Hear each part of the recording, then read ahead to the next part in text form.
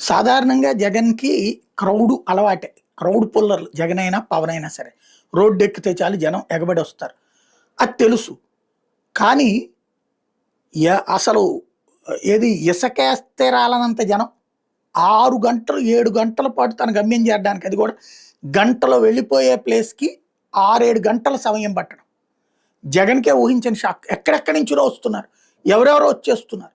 పోలీసులకి షాక్. 30 వెహికల్స్‌కి మేము అనుమతిస్తే ఇదే 11 వెహికల్స్‌కి మేము అనుమతి ఇచ్చాం. 3 మెయిన్ టోటల్ కలిపి 10 వెహికల్స్‌కి అనుమతి ఇచ్చాం.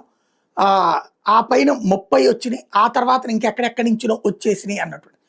వీళ్ళు ఆపుతున్నారు అని తెలిసాక ప్రత్యేకించి వచ్చినటువంటి వాళ్ళు. జగన్ వెనకాల నుంచున్నాక ఆపడం కుదరదు.